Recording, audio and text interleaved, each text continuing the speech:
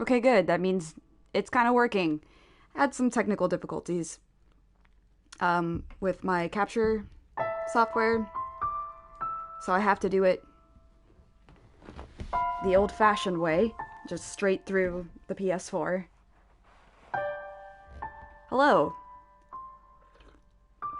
Going to take a couple of minutes to let people find this and settle in while I explain what the fuck this is. I guess I'll start out with saying if you're 18 or younger, you might want to turn around and think about not watching this, because there can be content that is a little heavy, even for grown adults. So just be forewarned. This game is probably tied for my favorite game of all time, which is an honor. I've not been able to find a new favorite game since 2000. So congrats to this game for doing that back in, was it 2019 that I first experienced this game? I can barely call this a game, and not just because it's a visual novel, but it's an experience. This game can be quite heavy at times, like I mentioned before. Please be aware that this game does contain the following. It contains sexual content. Now, I will note that this is a visual novel, so there's not like animated horrible things in it, but it's still pretty bad. There's some violence. There is some graphic imagery of people, including children, that are harmed. There is sexual content. There are queer issues, if that is something that, if you are queer and that could be potentially triggering to you, if you're dealing with your gender identity, I totally understand. There are abuse, incest, what else? I know there's more. There's just some heavy stuff in this game. So just be forewarned that that's what this is. Just be forewarned that it can be a very, very heavy journey. I will be reading all of the lines. If I do not see your comment right away, it is because I don't think it's appropriate to comment right now, like during that scene. Either I think the scene is too important or maybe too heavy. It's not appropriate to make a joke necessarily. And y'all know I love to joke through heavy shit, so if I'm not doing it, that's why. I own nothing of this game except the game itself, a copy of the game. In my bio, will be putting links to, and you can find them on the old event, I still have it up.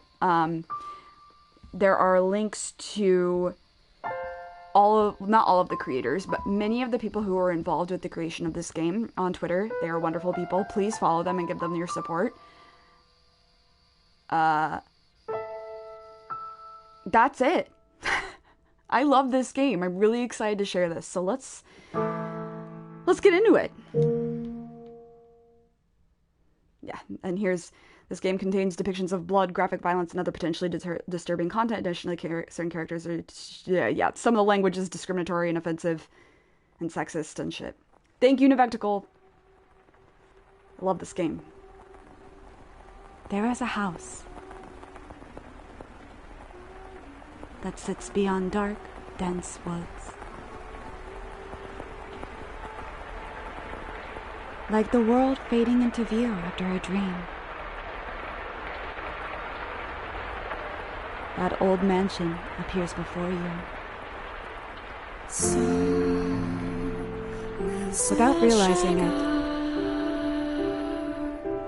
you instinctively accept as truth the events unfolding before you. The house lives in perpetuity, an amalgam of myriad fates and generations. No one knows who first said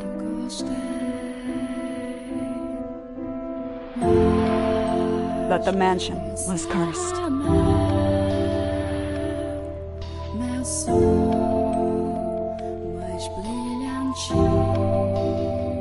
Thank you, Hanada-san. Thank you, Moyataro.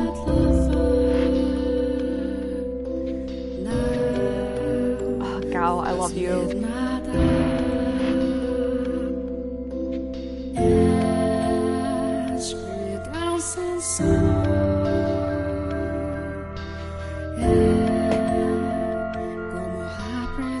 Thank you, Alice and Gerald. Gerald, you're my homie.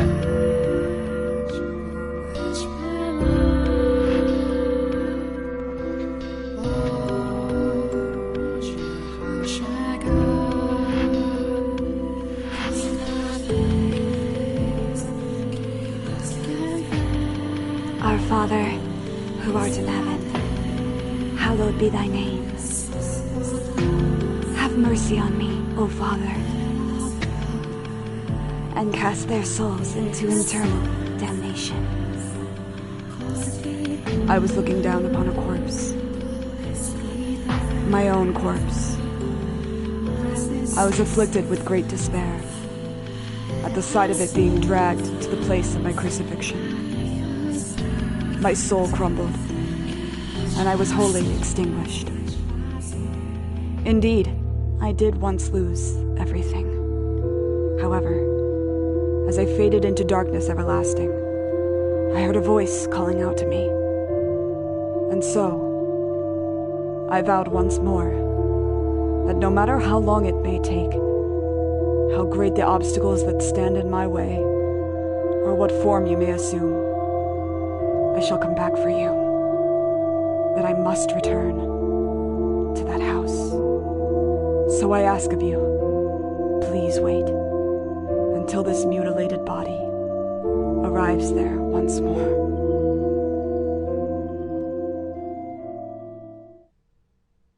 Your consciousness, wavering like a ship at sea, was slowly drawn back to the surface.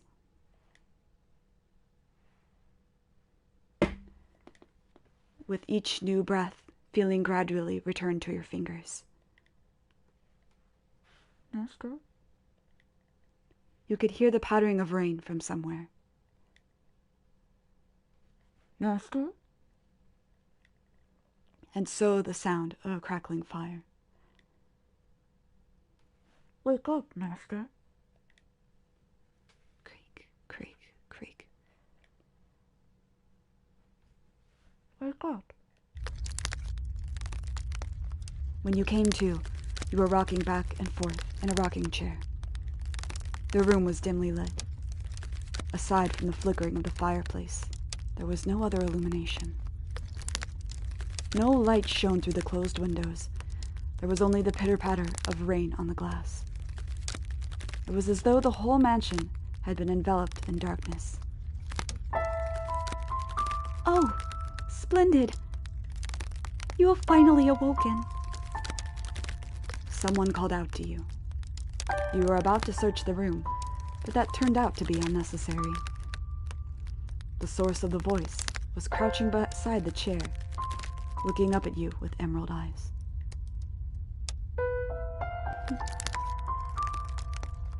Good morning, Master.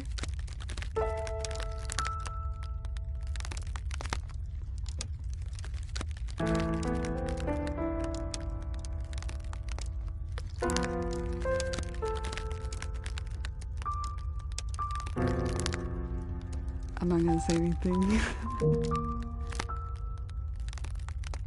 Oh my, is something the matter? Why do you stare at me like that? Is there something on my face? It was a surprising sight to wake up to?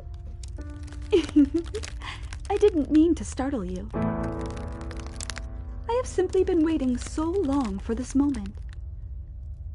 Tending to the mansion all by my lonesome, ensuring it was ready for your return, whenever that time may be. When I caught sight of you through the window, my heart fluttered. The time has finally arrived. You were perplexed. This woman, who looked like a maid, seemed to know you, but you had no memory of her.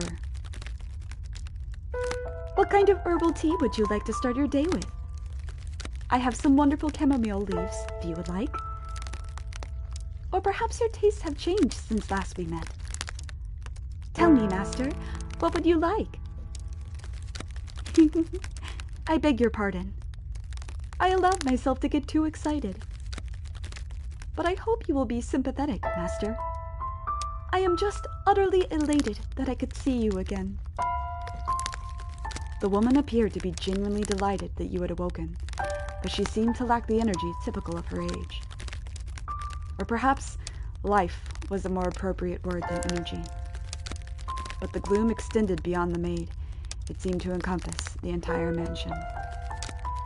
The plaster walls illuminated by the fireplace and the rose engravings in the ebony pillars felt vaguely familiar. But a crushing sense of claustrophobia overpowered that familiarity. It seemed as though the house wasn't interested in accepting you just yet. Oh my, you do not know who I am? Do you not know who you are either? That is quite the predicament. If you cannot remember who you are, then who am I to serve?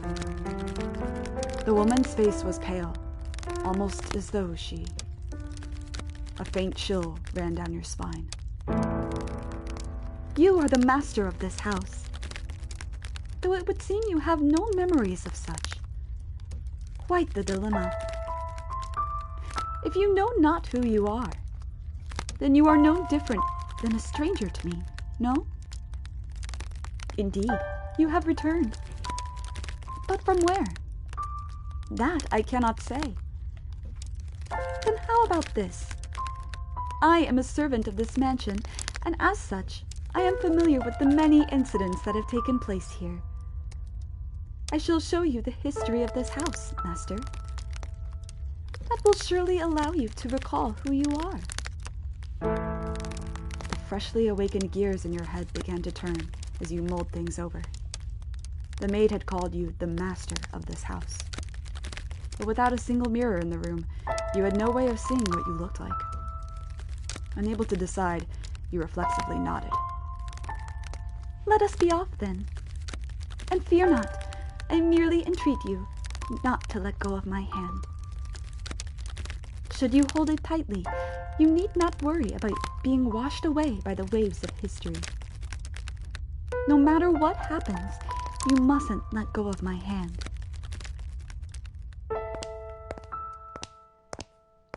Your hand in hers, you followed the maid's lead through the hall. The air within the mansion was oppressive, as though a black miasma hovered within. The house was bleak and barren, hardly a trace of color to be found. You came across an open window. Beyond it lay nothing but darkness. Neither sunlight nor moonlight could be seen. There were no chirping birds, no rustling grass, no signs of life at all. Everything that would normally give color to the world had vanished entirely. The only other presence was that of the maid. Following her lead, you proceeded through the mansion. After some time, you arrived at a double door, the glass within shattered. The door, once pure white, had long since faded into a dull gray. It appeared to lead to the back garden. You could hear children laughing on the other side. Though it is in the state you now see it, a beautiful, beautiful garden once lay beyond these doors. The owner of the time enjoyed gathering rare species of rose from all over the world. At its grandest, it seemed every flower was in constant competition for the most majestic bloom. Would you like to see this wonderful era of splendor and prosperity? I very much hope it is to your liking, master. The maid opened the doors to the back garden. A sudden gust of wind brushed across your face, forcing you to close your eyes as you followed the maid out the doors. when you next open your eyes, the world was no longer blanketed in shadows. Here we go. The first door. 1603.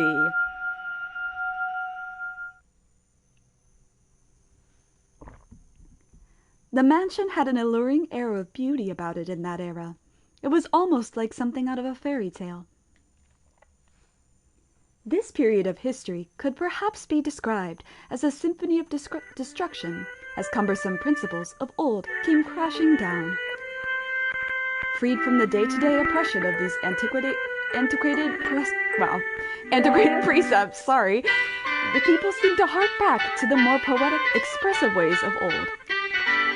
They took these newly blossoming emotions in hand, and with them they wrote literature, painted portraits, composed theater, and found love. Even the church, which had maintained authority throughout the Middle Ages, embraced the changing times, adopting the culture's flowering sense of aesthetic.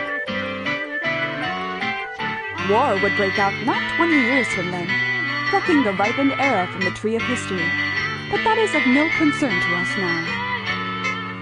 At the time, it was still what people referred to as the Golden Age, a period of thrill for all who were there.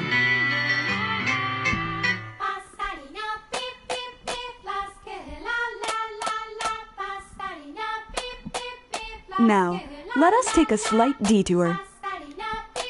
No, we will not be changing locations. This is a tale about the mansion, from beginning to end. We will, however, be moving through time. Say, about 8 years into the past. A very wealthy family lived in the house then.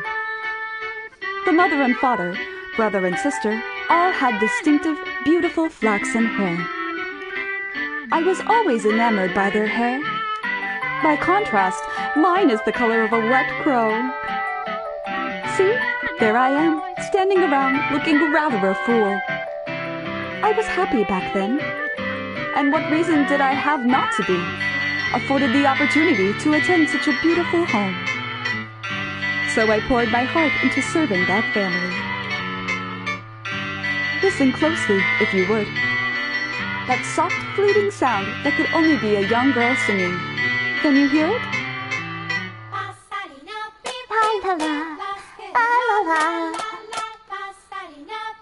The girl you see, cheerfully picking crimson roses and singing like a songbird, was called Nellie. Though young, she sang with elegance. Sorry. Nellie makes me laugh. Nellie was deeply fond of the house's garden, and she would often spend her afternoons there. Gorgeous roses gathered from all across the world bloomed in the garden. They were given the utmost care, and even had their thorns removed. So young Nellie would not hurt herself naturally. The light brown-haired girl carefully plucked petals from the roses, gathering them up as she sang. Her voice was like music played by fairies. Nay, the sight of her was like an angel descended from heaven. Oh dear, please don't look at me like that. I admit I was being rather fanciful. But what is a woman if not fanciful?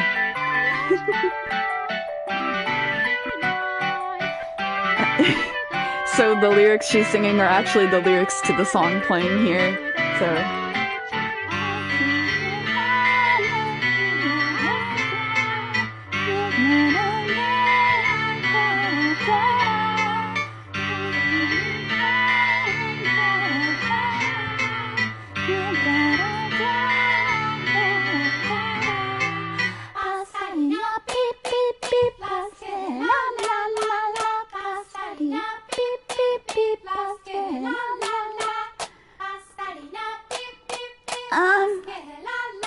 Oh, dearest Nell, I've forgotten what comes next. Are you listening?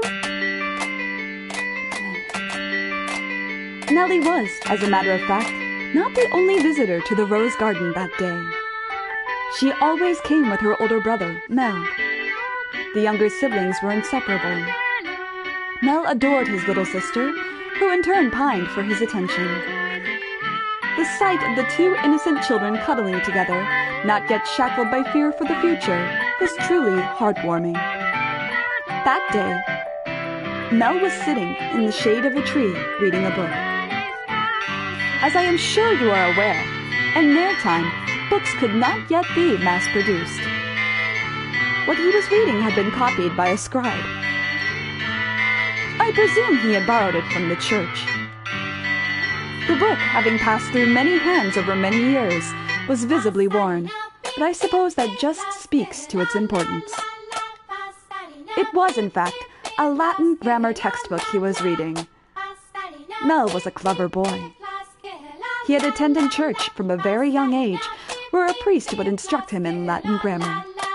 So at that time, I believe he was capable of reading even advanced texts. "Oh, dearest Mel, please." The young girl approached her brother, who was consumed by the text. In her hands, she carried a large pile of rose petals. Though his sister's shadow overlapped with the trees, the boy still did not notice. So Nellie puffed her cheeks, thrust out her slender arms, and let the petals fall. Ugh! Look, your head is covered in roses, Mel. Oh, Nellie, you got petals on the book. This isn't mine. I can't afford to let it get dirty. It's your fault, dearest Mel. I tried to get your attention. And besides, flowers won't get a book dirty. I must raise the white flag. When did my little lady find herself such a sharp wit? While waiting for you, dearest Mel. I waited, and you didn't so much as glance at me. I'll be an adult by the time you're done reading that book. Wow, that soon? That soon. Mother says girls grow up fast. She may be right. In that case, we should do something together before you're all grown up. Surely you won't play with me any longer when you become an adult. That's not true. I'll still play with you even when I'm grown up. But grown-ups don't play, Nellie. But fine. I'll stay a child forever then. Didn't you just say you were about to grow up? You're so mean, Mel. I'm sorry. Please don't pout, my little lady. How about this? To make it up to you, I'll play whatever you want today. Really? Do you mean it? I want to play make-believe. Make-believe? Make-believe. I will be a princess taken captive by an evil kingdom, and you, dearest Mel, will be my valiant knight. And then you turn into a prince when you rescue me. A knight can become a prince? Impressive. They can.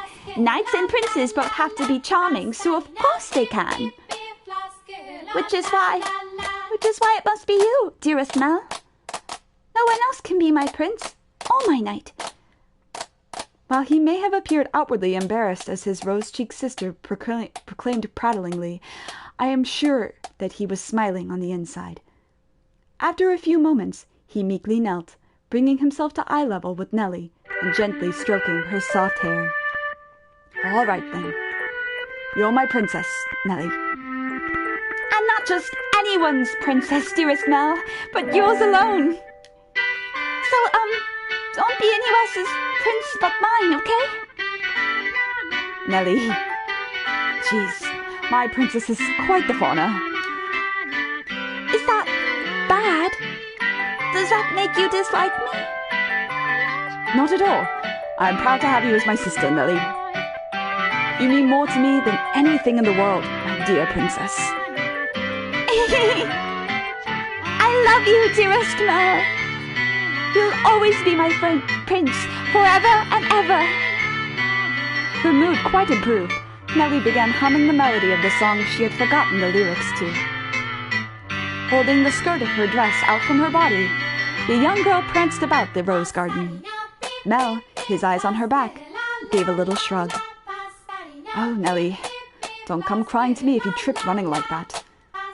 But Mel was not entirely disapproving of his sister's excitement. He carefully brushed aside the petals on his book, set it in the shade of the tree, and began chasing after Nellie. They were picturesque siblings, brimming with hope. And at this time in their lives, there was nothing to jeopardize that hope. Would it not be wonderful if children could stay children forever, Master? As I see it, though, the pleasant, gentle times in our lives have values because they come to an end. Wouldn't you agree? Time continues to flow, impartial and without exception. And as such, everyone's childhood comes to an end. Be that as it may, does time also flow at the same speed for each individual? Now, let us take a trip down the river of time.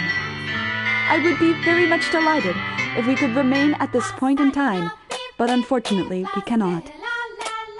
Please, do not let go of my hand, Master.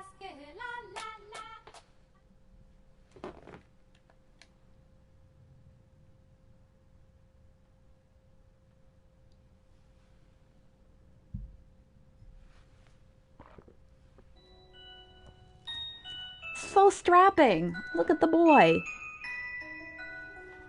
I'll be on my way then. Oh, you usually stay for longer. Yes, I have an errand to run today. Thank you for your time, as always. Would you like the book back sometime next week? Next week or the week after? Hold on to it as long as you'd like. But surely there are others who want to use it.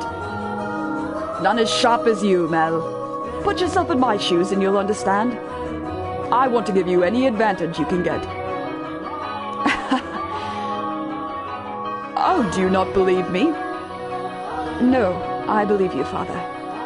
And I mean to do whatever I can, not to disappoint you. That's the spirit. If you need anything, don't hesitate to ask. I'm proud to have you as my pupil. Ah, yes, and Nell, do consider what we were talking about. Going to university? Indeed. If you do, I can introduce you to some accomplished instructors. There is very little left for me to teach you, and I believe you would make a fine priest. It's an honorable thing, Mel, to devote yourself to the service of our Lord. I'll give it some thought. If you'll excuse me, then. I'll see you again. Our doors are always open. Farewell.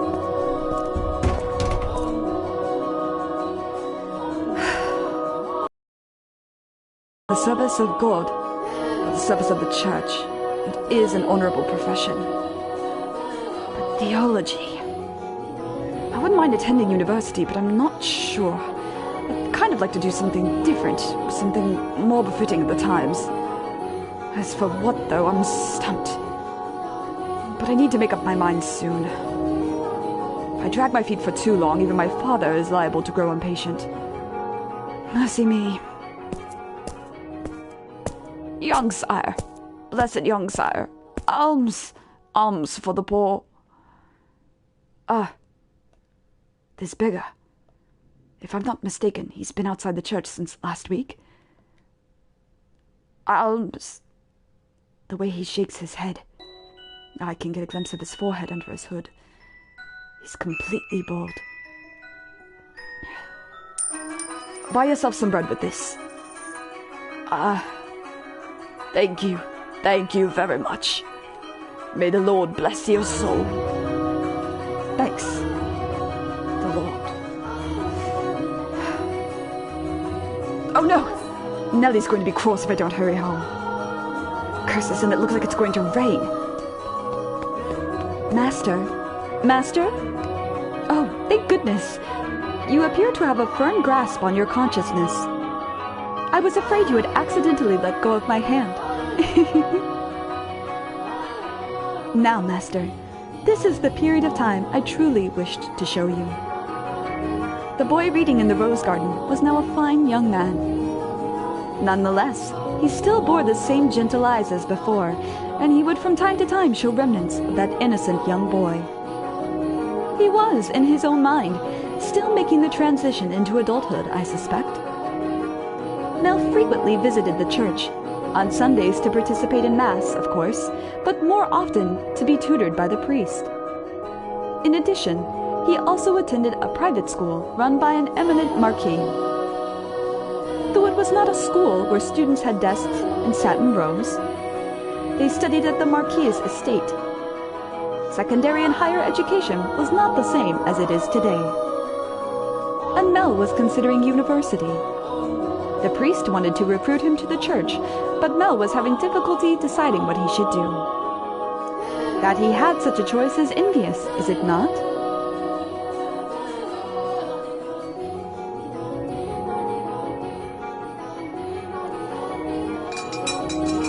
Good afternoon.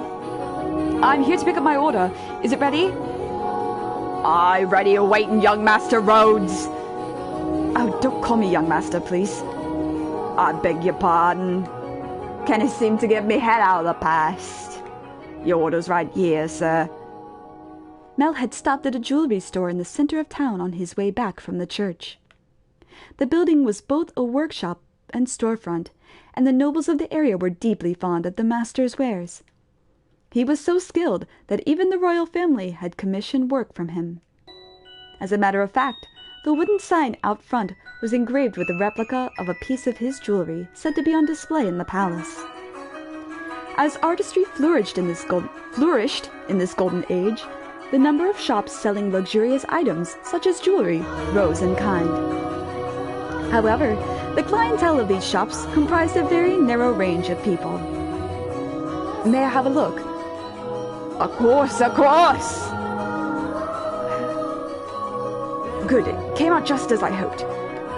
Splendid work.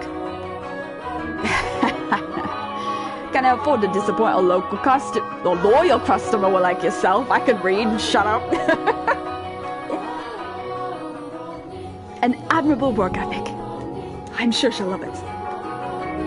Such a kind lad, young master. My boy back home could do well to learn a thing or two from you. Every man ought to show some woman some cordiality. Coming home to a cold fireplace is a sad thing indeed. Again, please don't call me young master. My apologies. I'll take this and be on my way then. Good day. If you find yourself in need of aught else, just let me know. I can make any jewelry you ask for. Come to me and your sweetheart's day will be sure as made. And I guarantee the two of you will have all sorts of fun when you give it to her. Please, I don't have a sweetheart. Huh. Well, that's a surprise. I'm sure many girls are vying for your hand too, young Mr. Rhodes. A fine family, good looks, charming, and your future's all but... I'll be on my way then. I'm in a bit of a hurry. Good day, come by again any time. Goodness. Maybe I'll say I want to study abroad or something. Patient as my father may be, that would certainly anger him. I can hear it now. You're wasting your God-given talents, boy. I could renounce my name and rank. Go somewhere far away. That sounds like the kind of plan Nellie would come up with.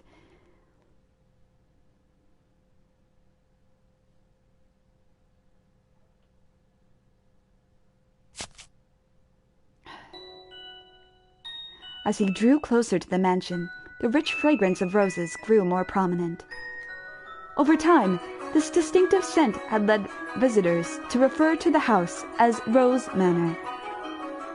It was also probably a play on the flaxen-haired family's last name, Rhodes, which you heard the owner of the jewelry store say just moments earlier. The mansion looked quite different than it does now, no? No thickets of ivy covering the walls, and no rotten, broken doors to be found. I wonder what the Rhodes family would think if they saw the house in its present tragic condition. The The sight of their abundantly blooming roses, a veritable symbol of prosperity, long since withered and turned to soil. My apologies. I got a little sentimental there. Let us forget for a moment about our own time. I suppose I stayed out a little too long. Oh well, the sun still shines high in the sky. I'm sure it's...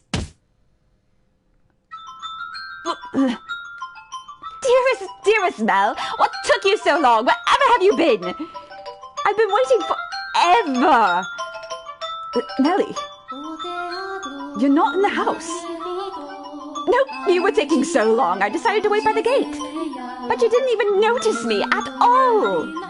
Is that any way to treat a lady? All that studying has got your head stuck up in the clouds. No, it hasn't really. Also, you're heavy. Could you please get off my back? Heavy? I've been gradually reducing the amount of sweets I eat, and I love sweets. To maintain my figure for a new dress, and you call me heavy? I didn't catch that. Were you saying a tongue twister? You're such a dimwit, Mel. Jerk, blockhead, weakling. And obnoxious to boot. Whatever happened to the delightful little girl who was once my sister? She'd probably throw a fit if I said that out loud. Should you really be outside, Nellie? You are the star of today's event. It's fine. They can call it a birthday party, but I know it's just about fraternizing. It's obvious what Father's true motives are. He'll be gathering a bunch of boys from good families to look for someone to marry me off to. I have no interest in that at all. Don't be like that, Nellie. They're all here for you. At least enjoy what you can of the party. I guess, and besides, it's not completely terrible. Look at this, dearest Mel. What do you think? What do I think? About what? About what? Hell. My new dress! It arrived! I'm wearing it! How could you not notice? I did notice it was something I hadn't seen before, but you have so many dresses, Nellie, so... But this is the dress I had made just for today! Look at the colours, they're so pretty! It's the work of a renowned dyer. It is a really pretty dress. I love the butterfly corset. And this belt is just lovely! You see how it comes together to form a butterfly? Oh, I'm just absolutely in love with it! I think I'll be wearing this dress for a while to come. So tell me, what do you think? Does it look good on me? Yeah, it does. It's pretty. In some ways, I guess she still is a delightful little girl. Oh, dearest Mel, I love you! Oh, don't jump on me like that! Oh my, you dropped something. And what have we here? Wait, hold on. No, you can't have that yet. Is it a present? Give it back. I was going to give that to you later. I knew it. It's for me. And just what could it be? Hey, don't open it. What's the big deal? It's going to be mine soon anyway, isn't it?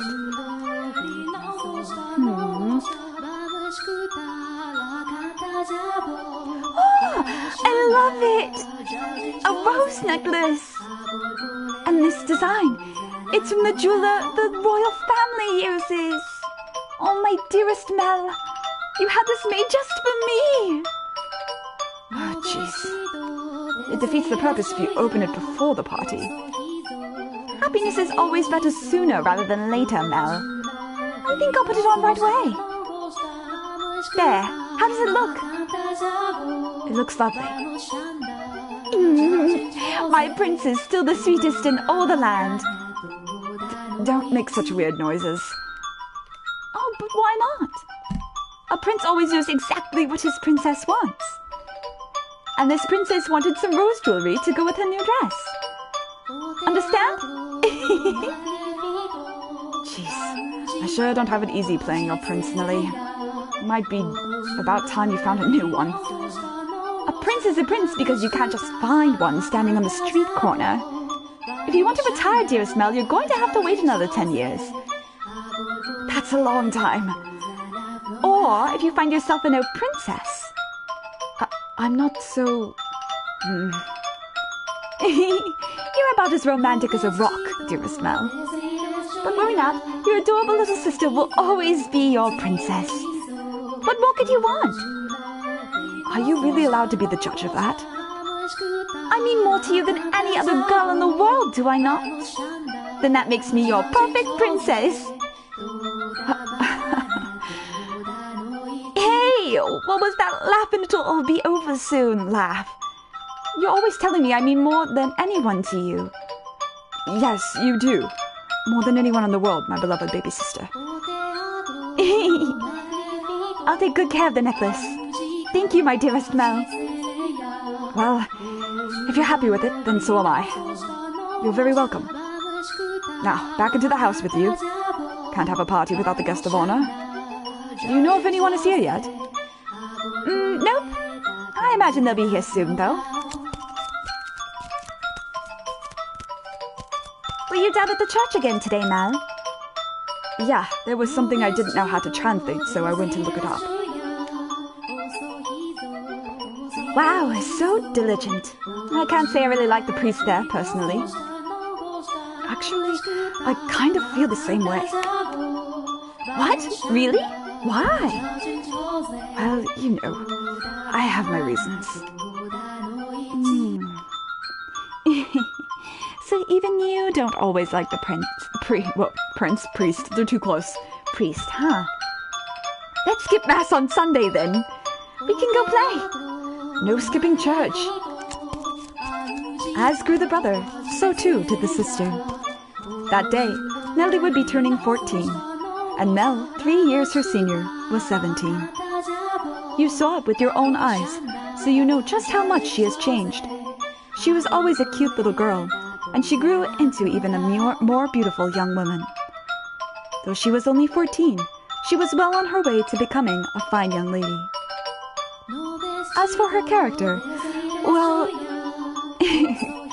but a girl like that has her own charms, would you not say? Drifting down the river of time, the two siblings matured into healthy young adults, but the core of their relationship did not change in the slightest. Nellie was very much attached to her brother, and as much as Mel complained, he still cared deeply for his sister. Around the time the sun had begun to set, carriages started lining up outside as well-dressed aristocrats made their way into the house. As Nellie had suspected, the majority of them were boys.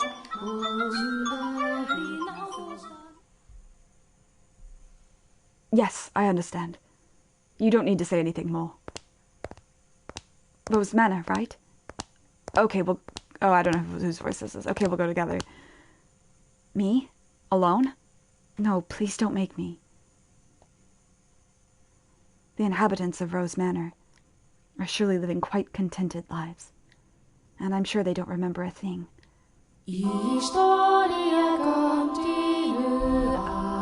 Full Metal Alchemist.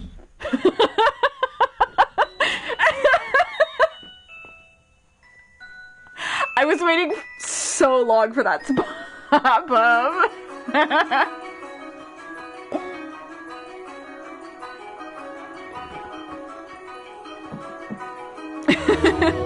Anyway. The room with the fireplace was always kept in pristine condition so they could entertain guests at any time. Walls colorfully decorated with tapestries and stained glass windows gave testament to their great fortune. The servants' first assignment every morning was to clean this room. Pitchers, silver plates, and silverware were polished to a shine so they could be proudly put to use at a moment's notice. And for events like their daughter's birthday, the room served an even more important role. The tables' tops were removable, so they had ordered new tabletops with designs made especially for this occasion. And once the banquet had drawn to a close, tables speckled with half-empty wine glasses and leftover candied fruits were moved off to the side to make room for, of course, the festivities.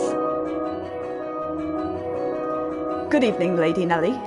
You're looking particularly lovely today. Nellie, I had these jewels cut just for you. Let me have the stats, won't you?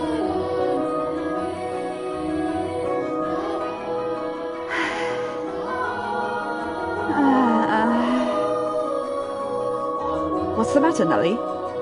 You look exhausted. These are pretty good. Want one? I know you like sweets. They're apples candied in rock sugar, I think. You disappoint me, dearest Mel. What do you think is the matter? They just keep coming. It never ends. And it don't stop coming, and it don't stop coming.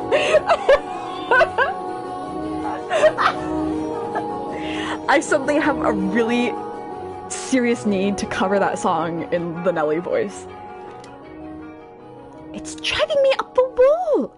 Everyone's just repeating the same lines they've been taught. They all think pretty jewels and requests to dance are enough to make a girl swoon. But I think that is true for you, Nelly. Though, why is she disappointed with me? I think I'm done with birthday parties after this year. They'll probably throw an even bigger one next year. Huh? Why? Well, you know. You're about that age, Nellie. We are a reasonably distinguished family, so there are a number of different houses that would like to have connections with us. So what you're saying is do it for the family? No, that's not. I won't date or marry anyone. I have no interest in being used as a pawn for the inter-family politics. Pawn? I wouldn't go that far. And I'm sure Father wants to let you choose yourself. You know, someone you actually love. Love? I never thought I would hear you talking about love, dearest Mel.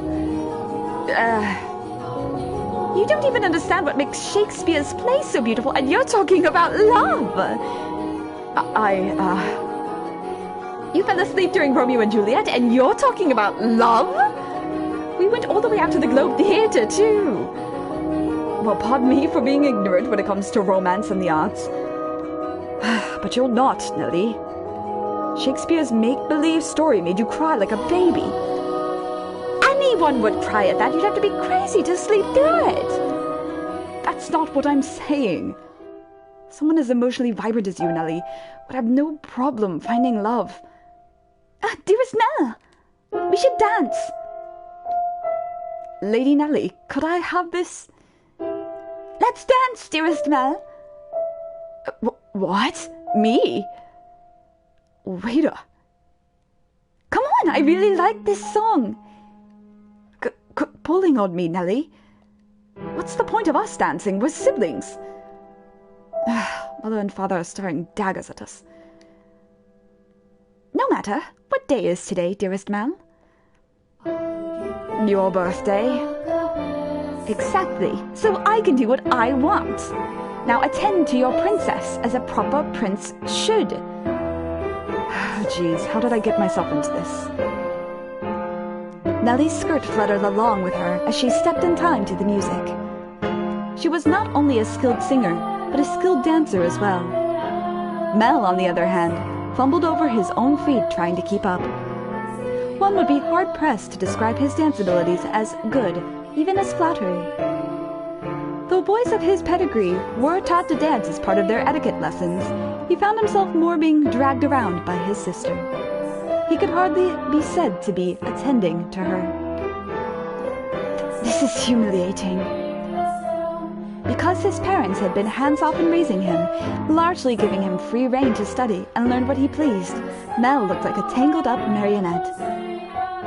From throughout the hall, he could hear giggling, uncomfortable chuckling, and people coughing to disguise their laughter. Come now, dearest Mel.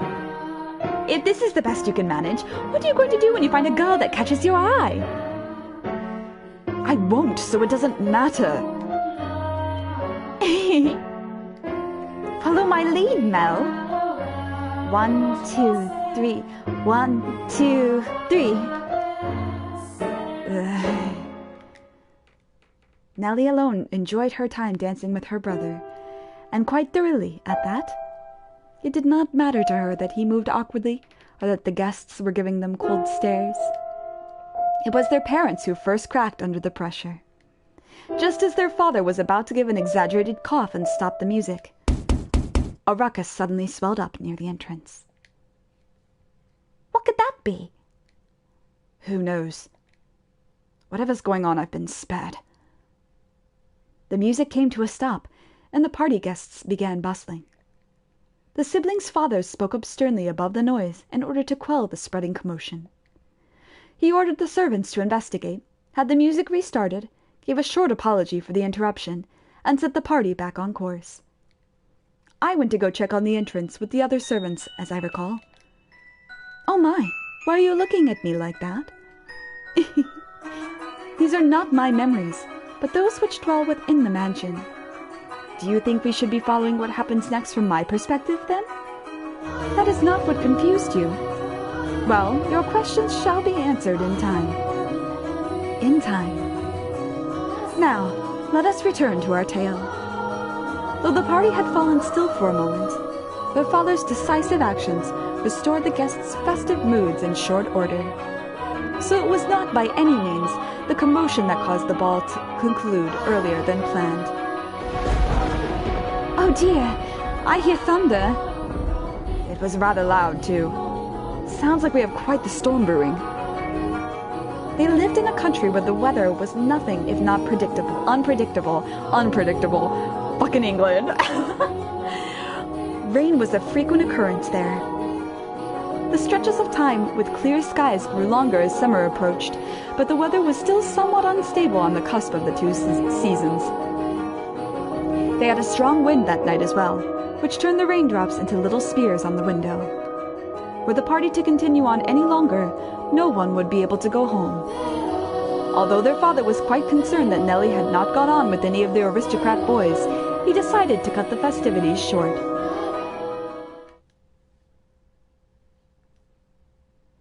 Thank goodness it ended early. How lucky I am. This must be a blessing for always being such a good girl. I'm not sure having your own birthday party cut short counts as lucky. But it was no fun. I can't help it if I'm not enjoying myself. For heaven's sake, Arthur was here. I have no interest in dancing with that dunce. Arthur? Who's that again? Someone who was here? Unbelievable! You don't remember anything, do you, dearest Mel? He came over to play a few times when we were little. He's covered in gross freckles and he's a huge jerk. He said my hair looked like the color of fallen leaves. Fallen leaves! Just thinking about that ugly smirk has me fuming. And yet he acts like nothing happened. He even calls me Lady Nellie, for goodness sake. Are you listening, dearest Mel? I'm listening. I wonder what the ruckus earlier was. You weren't listening, were you? Who cares about that? Sorry, but aren't you curious? It probably wasn't another guest, at least. Maybe a cat sneaked in. You think so? I do. But enough about that. Would you like to play cards in my room, dearest Mel? Seriously? I'm exhausted, though. It's not even that late. Fine. Something feels kind of off. A cat. I want to go check. Come on, hurry up. Hold on. You don't need to drag me, Nellie. My birthday isn't over yet, so you're not done attending to me. Oh, Nellie.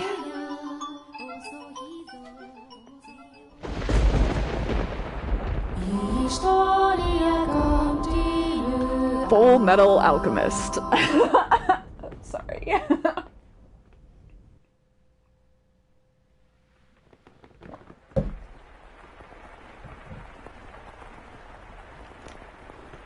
The rain just won't let up. I can't sleep. I wonder what the commotion earlier was about. Oh, for goodness sake. It's all the storm's fault. That's why I can't sleep. I'm just fretting over nothing. I'm sure Nellie was right. It was just a cat. Maybe a dog.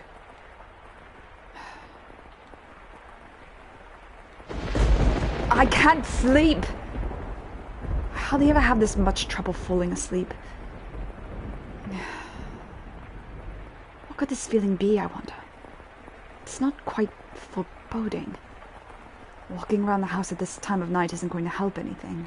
But I'm not going to fall asleep just lying here.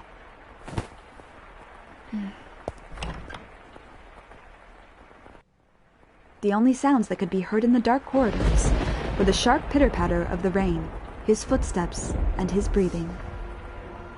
Though he was intimately familiar with the layout of the house, that night the hallways felt like an endless labyrinth veiled in shadows.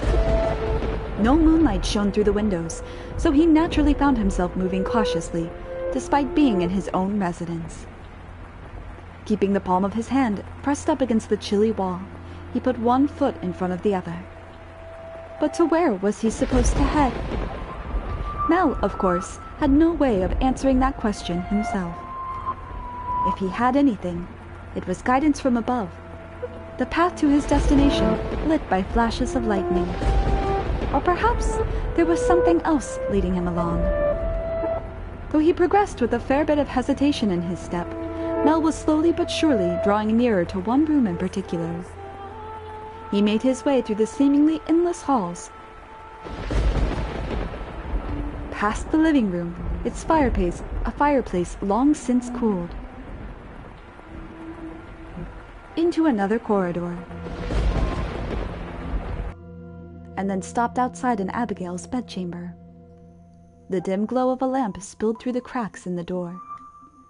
A gust of wind is not necessary to make a flame flicker.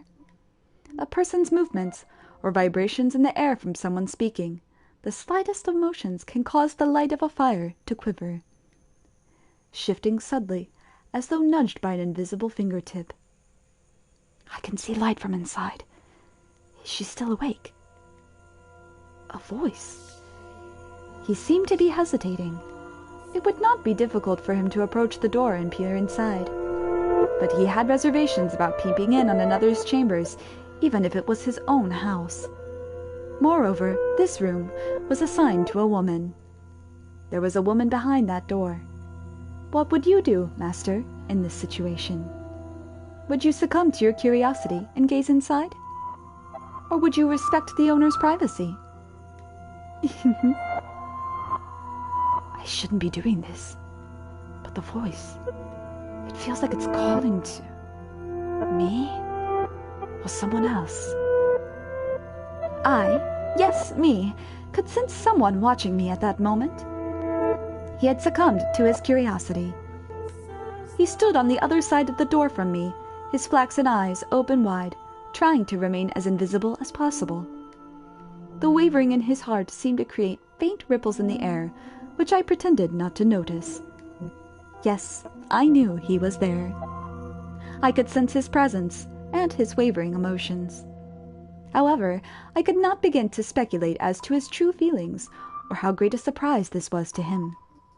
I, too, am discovering new facets of this tale by viewing it through the eyes of the mansion. But it is not I who is of concern, master. It is you.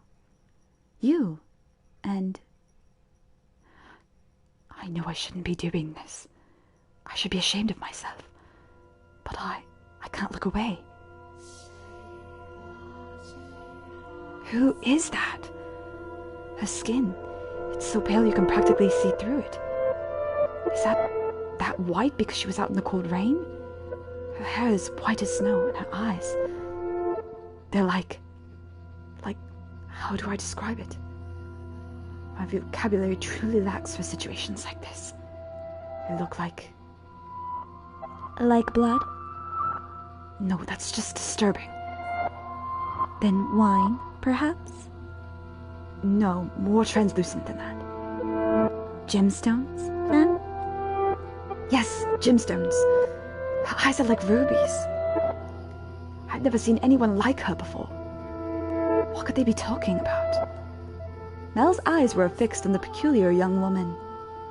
She had glass-like skin, eyes that glimmered in the flickering candlelight, and snow-white hair that flowed like luxurious silk. But her lips were bluish-purple, her soft, delicate skin sullied with the grime. Her twinkling eyes pointed down at the floor, and her hair a disheveled mess. She was, even at a glance, clearly not a lady of means. The tips of her fingers were cracked from the cold, her nails pale from malnutrition, and her garb little more than rags. However, true beauty is always visible, no matter what may be hidden beneath. Even wrapped in a veil of insalubrity, oh my god. Sorry.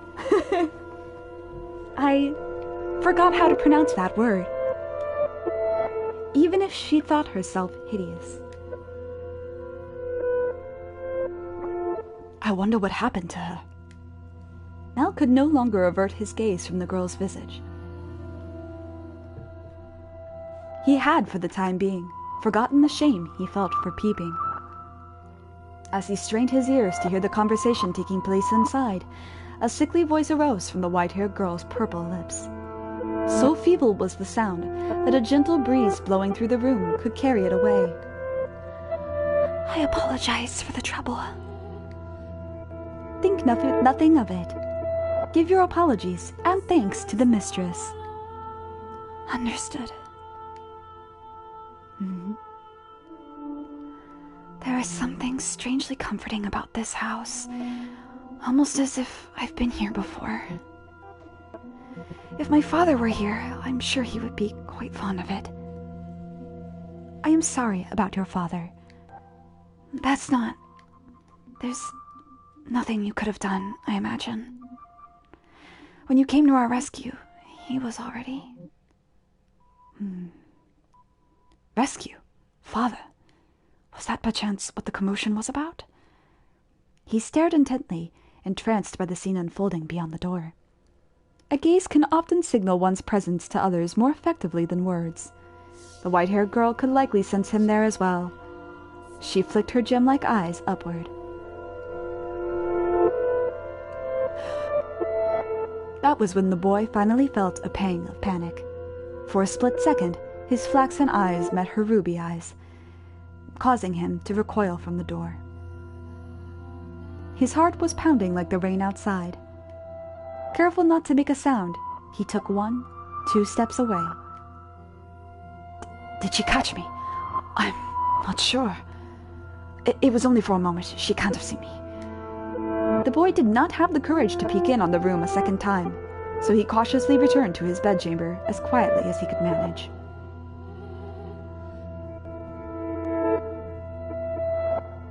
But even beneath his covers, he could not erase that girl's eyes from his memory. Her melancholic red irises, her voice, delicate as a glass sculpture, her pale, almost lifeless skin, her pure white hair.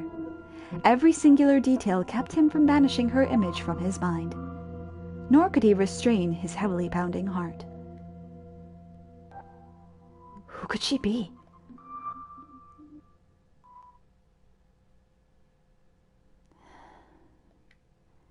Is something the matter?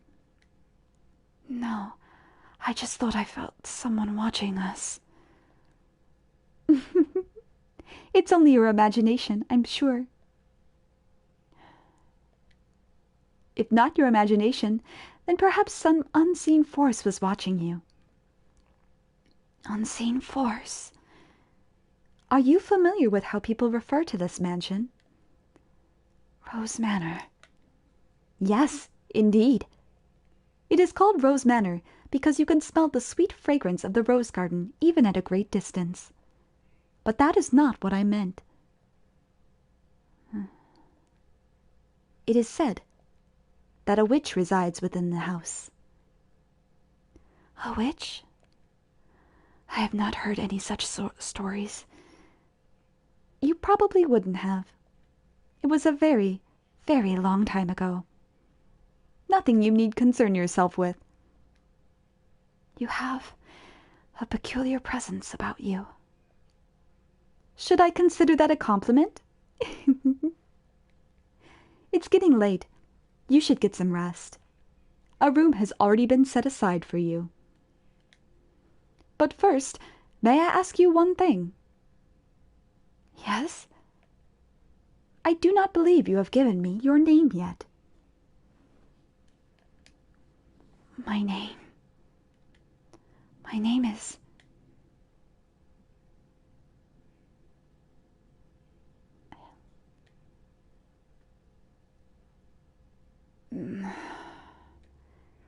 Wake up! Get up, Mel! What? Huh? It's morning. You disappoint me, dearest Mel. It's very much long since morning. I didn't see you at breakfast, so I came to find what was the matter. I've really been asleep that long. And father is too lenient on you, dearest Mel. Oversleeping is hardly proper behavior for a firstborn son. I know. But before that... Yes, dearest Mel? What are you doing in here? You can't just go prancing into a boy's bedchamber. Leave that to the servants. I did send one for you. You're the one who refused to wake up. Besides, it's not like we're strangers. We used to sleep together all the time. That was long ago. Things are different now. Oh, you're overthinking it, silly. Now hurry up. Out of bed, sleepyhead.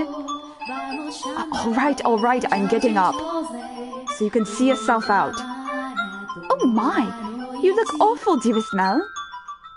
For someone who overslept, you look like you didn't get a wink last night. You think so? You didn't go out on the town last night, did you?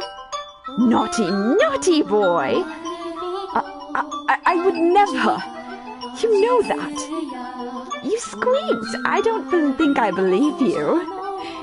I didn't go out last night or anything. I'm tired because I'd be playing cards until late, Nellie. Hey, we weren't playing for that long. Besides, look at me. I got up just fine. Anyway, shoo. I can't get dressed with you in here. Fine, I'm leaving. Oh, I almost forgot, dearest Mel. What now? Come on, no need to be so mean. I'm sure you'll be quite surprised at the news. Oh? At breakfast, which you missed, Father told us... Told you what? Do I really want to say? It sounds like you want me out of your room, dearest Mel. Please, Nellie. We got a new maid today, from a house we have ties to, supposedly. I've never seen anyone like her before. But supposedly coming from a good family, she isn't very graceful, and I've never seen her at social gatherings. But that's not the surprising part. Does that maid... She's peculiar. It's a very unusual appearance, that one. Have white hair. What? How do you know that, dearest Mel? Thanks, Nellie. Hey, get back here! Oh, for goodness sake, what's gone into him?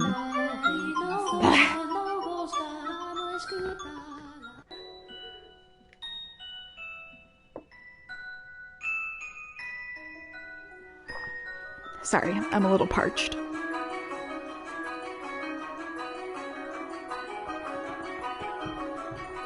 I should probably turn off my heater before doing this. Anyway, at the time, the majority of the servants at the mansion were men. However, the ladies of the house all had Abigails, so there were several women servants, myself included. The maids, by and large, were selected from the daughters of other esteemed families. It was, you could say, a sort of training before they entered society. The girls would serve at the houses even more powerful than their own. And the white-haired girl Mel saw the night before was one such maid. When he heard this, Mel could not sit still any longer. Oh, I didn't really think this through, did I? I don't even know where she is. I'm guessing she's probably Mother's maid. White hair. It has to be the girl from last night. But deep down, he was having difficulty believing the young woman he had seen the previous night was truly here to be a servant. And can you blame him? When he saw her, she was an absolute mess, hardly what you would envision from a girl of class. But he did not seek her to find out whether that was true. He merely wanted to see her once more, to ascertain whether what he had witnessed the previous night was real or his imagination. And he wanted to have an actual conversation with her. I don't want to run into Mother. That would be awkward. He was heading toward his mother's bedchamber, but the closer he drew, the heavier each step grew. He rounded a corner, debating whether or not to head back, and stopped in his tracks. On occasion, wishes do come true. When Mel returned the corner, he saw her, the same girl, that same white hair. She appeared to be cleaning the hallway. She traced along the wooden carvings lining the walls, making certain not to miss even a speck of dust. The girl wore a pristine dress, the uniform of the mansion's Abigails. There was no longer any filth to obscure her beauty. All that had covered her pure white hair and glass-like skin was no longer. The one thing that had not changed was her listless ruby eyes. Pardon me. Hearing his footsteps, the young woman raised her head. She caught Mel's gaze, and for a brief moment merely blinked at him in silence. Lord Mel, yes? Your father informed me of you. Did he? I guess I don't have to introduce myself then. I believe she made an attempt to smile, though it was difficult to tell, and she quickly dropped her gaze back to the floor. Flax and Ruby met only for the briefest moment. She seemed to be looking, both someone and no one at all. Everyone here truly has the most beautiful color of hair. Did you have business with the mistress, Lord Mel? I can let her know if you would like. No, I was looking for you. For me? Mel felt as though all the blood in his body had begun... let me just do the right voice. Mel felt as though all the blood in his body had begun to flow backward. He could not effectively describe the sensation, but in a word, it resembled panic. On his way to find her, Mel had come up with a number of subjects he wanted to talk about, and he generally had little trouble speaking with others. He'd had less experience interacting with women, this was true, but the time he had spent around Nellie kept him from stumbling too much. Until then. Yes, for you. Why would you be looking for me, Lord Mel? I was wondering how you were doing. Pardon? I'm quite fine. Good. That's great to hear. You fool, Mel. What are you even saying? You have more important things to ask, like where she came from, or to tell her she has pretty hair and eyes. But I don't want to trouble her too much. Lord Mel? Yes. Sorry, you just suddenly fell silent. Was I, in your way? In my way? No, not at all. What are you up to? I'm cleaning. Well, yeah, I didn't even need to ask. Ah, you're cleaning!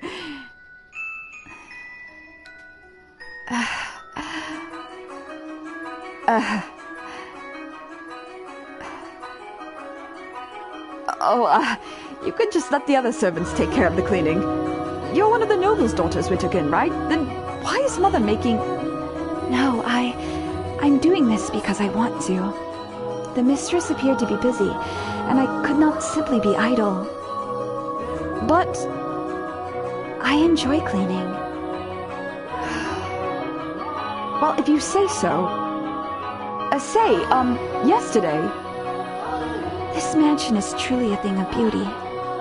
All of the many roses in the garden, even the furnishings, has had a great deal of thought put into it. This family must have a wonderful sense of aesthetic. Oh, yeah, thanks. Did she just change the subject on me? I'm delighted to have been given the opportunity to serve at such a magnificent house. Mother and father actually had nothing to do with that. Not even the garden.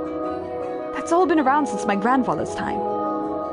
This mansion was a complete wreck when he bought it. Oh, was it? Yeah, frankly, I'm surprised he actually paid money for it.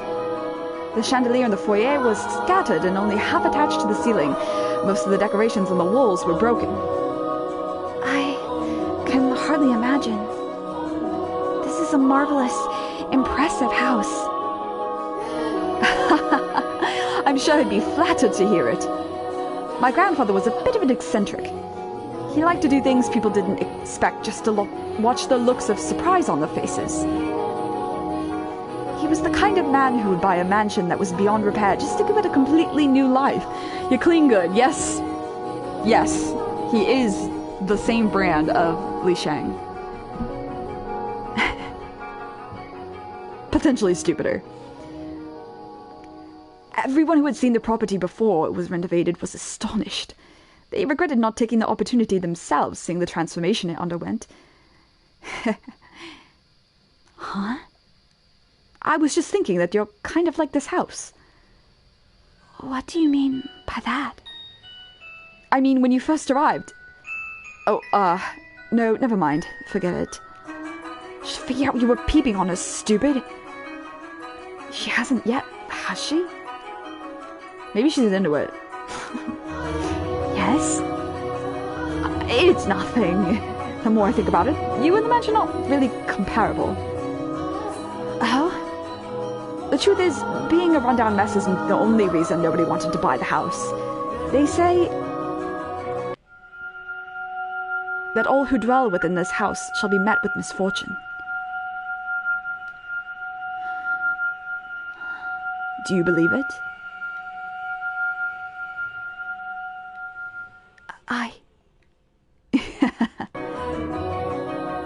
I'm just kidding. It's not actually true. It's all rumors and hearsay, embellished to make the tale more exciting. The rumors only started because of how it used to look. If the mansion truly begot misfortune, then we wouldn't still be here. And it wouldn't explain how my grandfather died. Do you know how he passed away? No. How did he? Inside a lovely lady. What? Believe it or not, that was how he died, together with a young, beautiful woman. His time ran out while he was making love to her, they say. Rather crude way to go. But he was hardly misfortunate. What I tell you? Yes? Just so you know, I promise I didn't inherit my grandfather's propensity for such base behavior. I am pure body and spirit, dedicated wholly to my studies, so...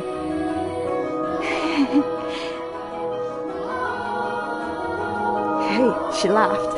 Yeah, right? That's Toki, same thing. He's like, you're like the house.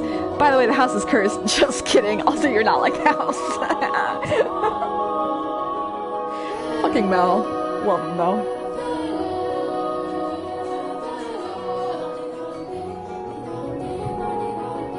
Hey, she laughed. My apologies. No, it's fine. Anyway, we were talking about the mansion, right? I've always thought it was kind of a strange place myself. That dress you're wearing, it was found here after my grandfather bought it. You don't see that kind of design around these parts, so I'm guessing it was probably imported. The architecture is really old-fashioned too, which must have caught grandfather's eye. When he announced his plans to buy it, the entire family opposed his decision, but he refused to budge. Renovation upon renovation gave the mansion new life, but of all of his work, he was most fond of the roses in the garden.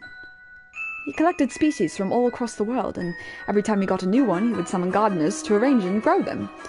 It took an incredibly long time to complete.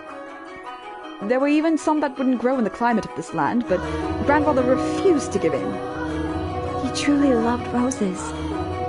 Me, I don't really get how someone could be so impassioned about them. It's just embarrassing anytime someone calls this house Rose Manor. Perhaps the roses were meant for someone. What? I'm simply speculating. Roses make wonderful gifts, after all. Indeed, they do. If you like roses as much as Nellie, then you're welcome to go see them for yourself. Pick as many as you'd like. If anyone asks, just say I gave you permission. Don't be shy. I'm sure it'll get tiring if all you do is work. No, I'm sensitive to sunlight. Oh, that's unusual. Perhaps that explains why you're so pale. I had no idea. That sounds rough. And your skin is so pretty, too. You don't seem terribly surprised. What? Oh no, I'm very much surprised. Or would you have preferred a more dramatic response? No, I expected you to find it disturbing. I'm sensitive to sunlight and can hardly spend any time outside. That makes me sound like some kind of demonic creature.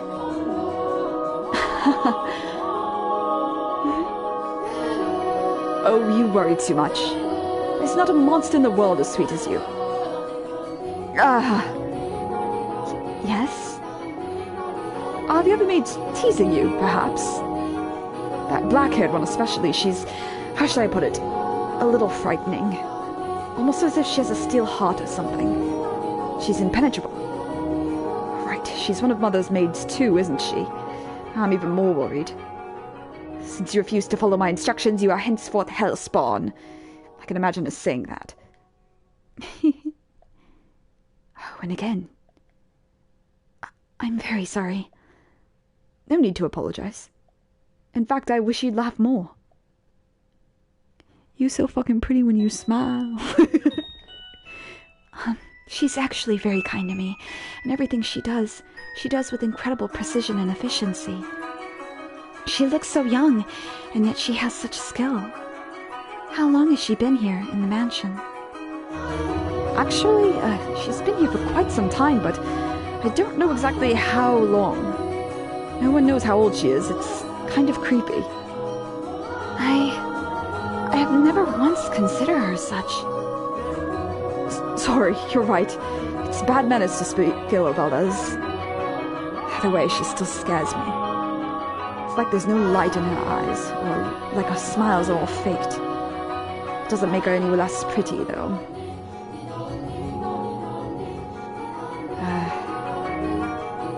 The conversation died. I have to think of something else to talk about.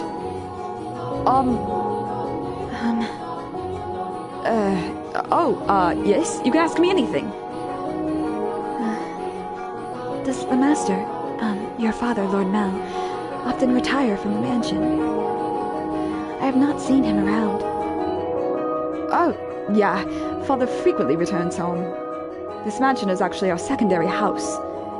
Why do you ask, though? I was just curious. Nothing more.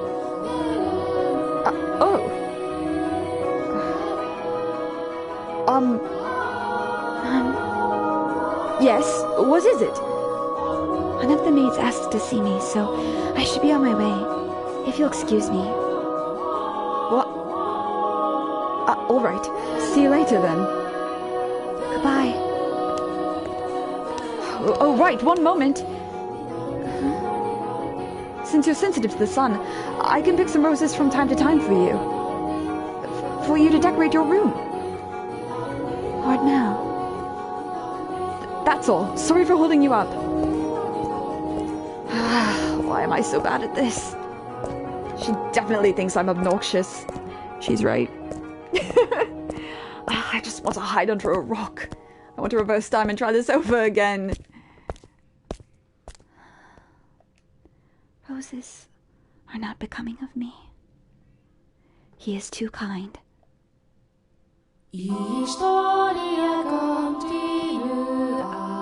Full Metal Alchemist.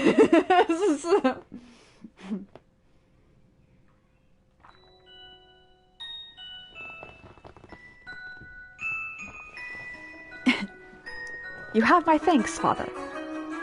And I apologize for being late today. Now there's something unusual, you not being punctual. Maybe next week we'll go a whole month without rain. Do have mercy on next year's crops, Mel. You hyperbolize, Father. So, did something nice happen? Huh? You look like you're in good spirits. Do I? No, nothing. Something did happen, didn't it? It's all over my face, isn't it? People prefer an open book to a face of stone. So it is. People may prefer it, but it's not a good trait to have for social engagements. What? Not the kind of engagements you'll be having, anyway. The priest is certainly a character. I'm sorry, don't look so dejected. For now, at least, there's nothing wrong with that. So tell me, what has you in such a joyous mood, Mel? You torment me so, Father. We've taken on another maid. You know how that goes, right? Someone new comes and things get lively for a while. All the excitement has gotten to me, that's all. Why are you looking at me like that? No reason, no reason. So what family does the little lady come from? I don't actually know. You don't know? I was going to ask her, but I missed my chance. Father has returned home and I can't speak to Mother. I see. She's caught your eye, has she? Yeah, she has. But the truth is, you're more than just interested in her, are you not? What? No,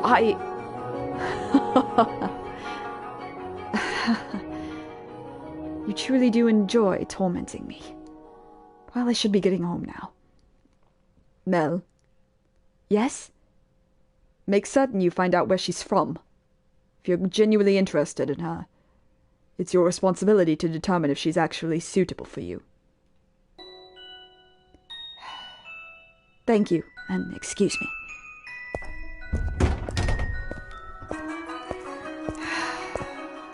It doesn't matter if she's from an esteemed family or not.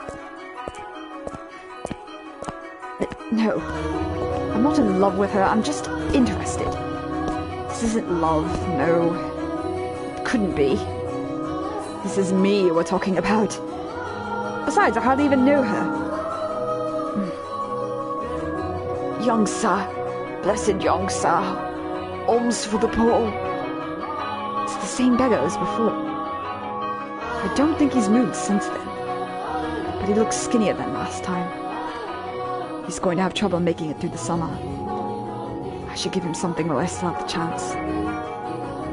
Alms for the poor, have mercy. Sorry, but this is all I have to give you. Thank you very much. Blessings upon you. May the Lord bless your soul, young sire. Thanks. I feel bad for him, but that's just the way of the world. Farewell. The skies are really clear. The sun shone fiercely down on the town that day. As was characteristic of the area, cloudy days and rain were frequent during this season, but the sun almost always took the stage the day after a storm.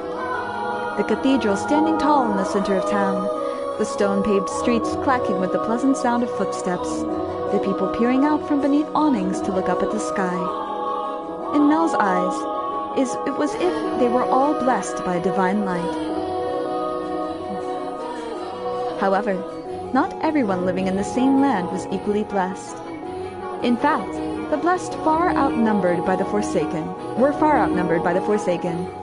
even if their time would later come to be referred to as the Golden Age. Elsewhere, back at the mansion, Nellie was causing trouble for the Abigails. On a whim, she had decided to redecorate her bedchamber, so she gathered the maids and put them to work, shouting orders and demands and complaints. And she had not summoned only her personal servants, but others as well, including the white-haired girl.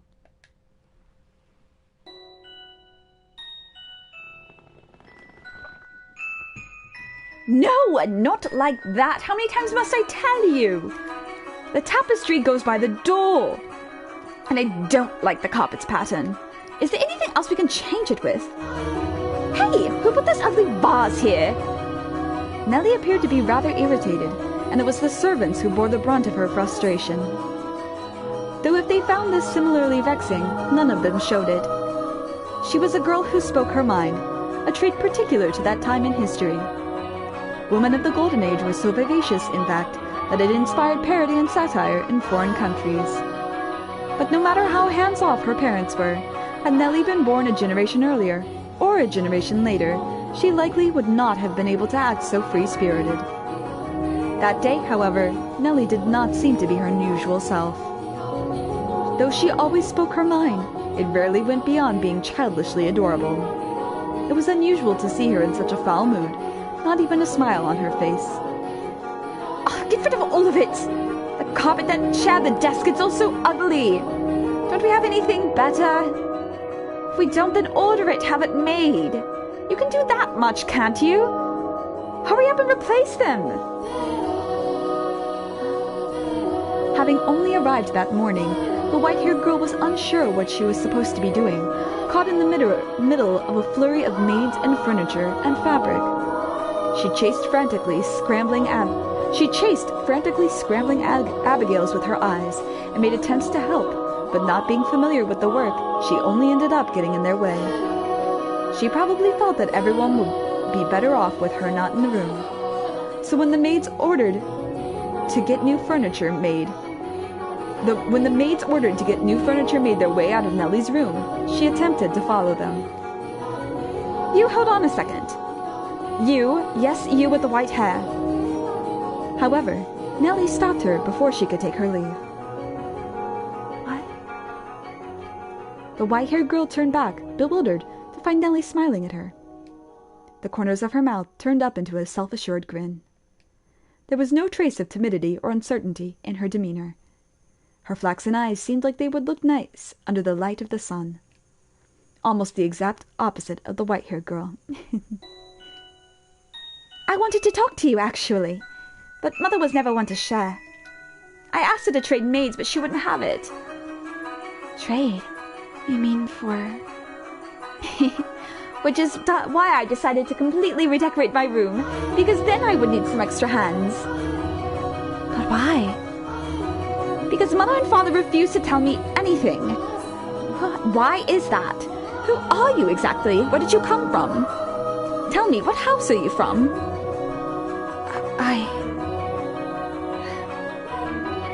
Why can't you tell me?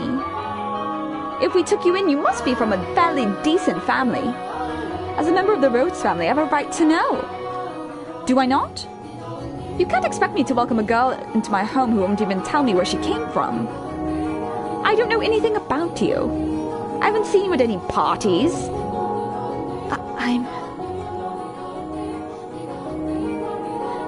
I came from another country. Another country? What country? Somewhere very, very far away. Oh? North of here? East? West? South? South. It's south of here. I crossed the sea to get here, which is why we have never met before. How far did you have to travel, then? How many times did the sun rise, and how many stormy nights did you face? Innumerable days and nights we sailed, heading ever further north. Huh. So tell me... Lady Nellie, that is the most wonderful painting. She just tried to brush me off. I wouldn't let it get away that easy. Painting? It's in my room, so of course it's wonderful. But that one's especially so. You're both so adorable. You, Lady Nellie, and Lord Mel. How old were you when you was painted? Huh?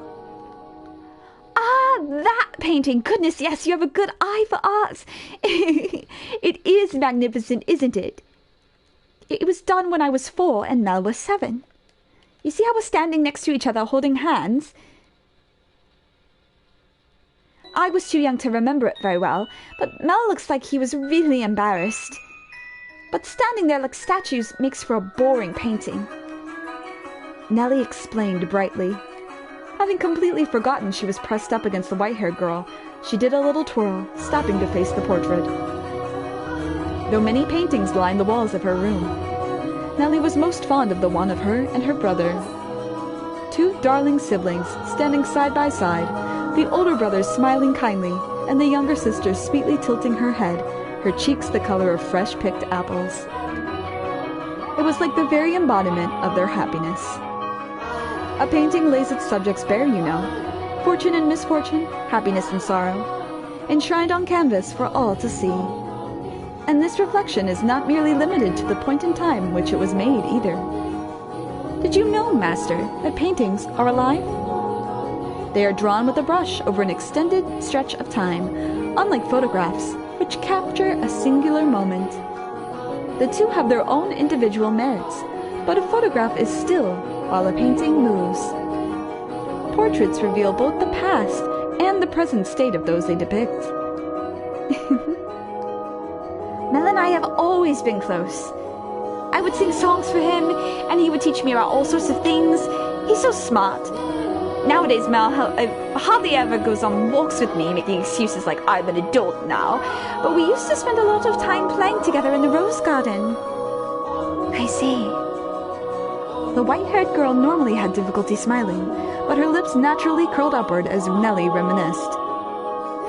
A vision of two happy siblings had probably swelled up in her mind. And I imagine there was a faint trace of envy in her heart as well. Lady Nellie, you love Lord Mel quite deeply, I see. Yes, of course I do. Mel's smart and he's studious and he's incredibly kind. For my birthday, he gave me this wonderful rose necklace. The jewelry shop he got it from is famous because even the royal family makes commissions from the workshop. So he had to have it ordered months in advance. Oh, excuse me.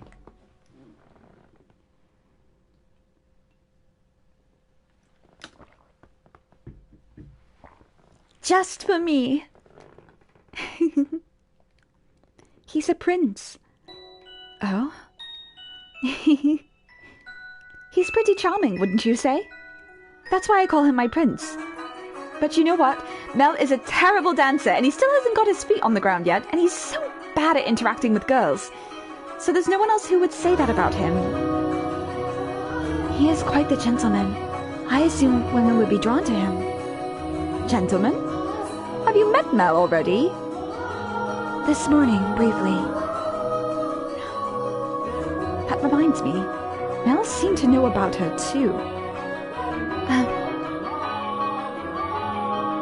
What do you think about Mel? As I said, he is a gentleman. That's not what I mean.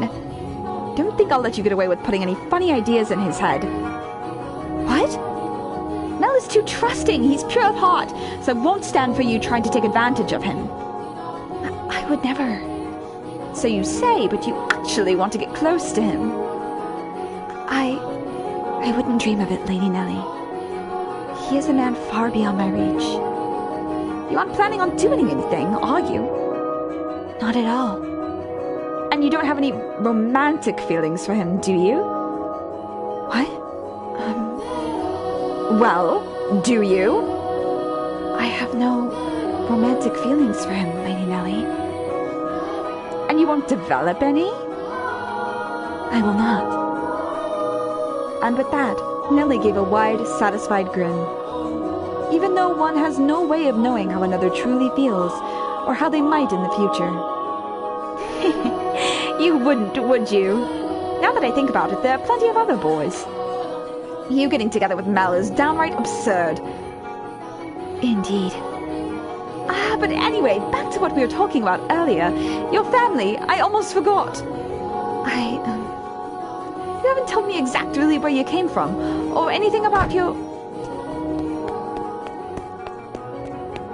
Lady Nellie, I bought a new carpet. Just look at the embroidery. The work of a true artisan. I'm simply in love with it. Surely you'll find it to your liking as well? Wow, you're right. That's a Florentine stitch, isn't it? I wonder whether someone mimicked the style or if it was imported. Either way, a great find. Let's hurry up and get it laid out. Oh, and we'll have to see how the colors go with everything else. We have to finish redecorating quickly so I can show Mel. He'll be so surprised.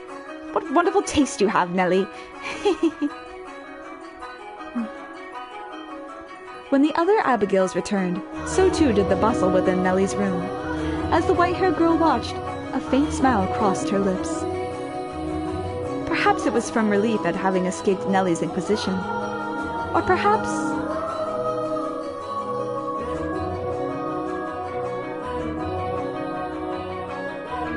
Nellie, I'm back.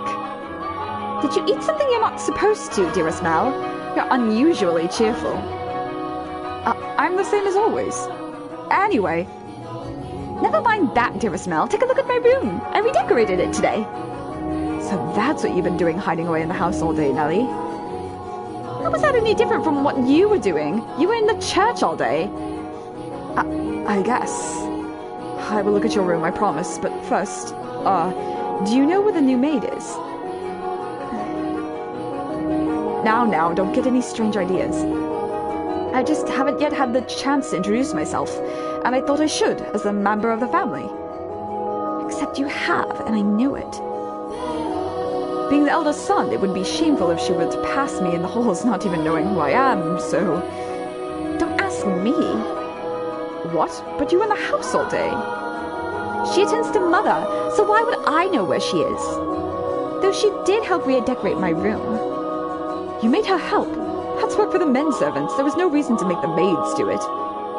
Oh, so you're saying I should invite a bunch of men into my room? I go into your room all the time, Nellie, and you were in my bedchamber just this morning. Only one man is allowed into my bedroom, dearest Mel, and that is you. So unless you become a servant, which I will not stand for, I will not ask any of them for help. Oh, Nellie, you ought to be a little more... A little more what? If you're going to lecture me, I won't hear it. What am I going to do with you, my little lady? What? What? Why are you looking at me like that? We talked about you, dearest Mel. And I'm not going to tell you what she said. About me? What did she say? Please, Nellie. She said she has no romantic interest in you. What? Why did that even come up? Because we're both girls. We both talk about things like what kind of boys we like and who's the most handsome. Why do you look so downtrodden, dearest Mel? You look like a sad little boy who can't get his crush to notice him. That face is unbecoming of a prince, Mel. Are you interested in her? Strange. We haven't even met. I am not. It's just depressing to find out that someone you've never even met doesn't like you. That's all.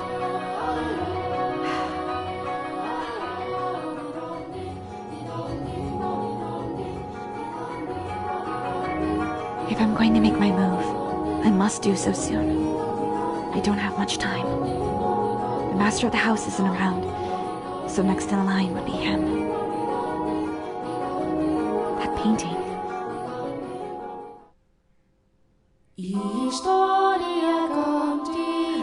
Full Metal Alchemist.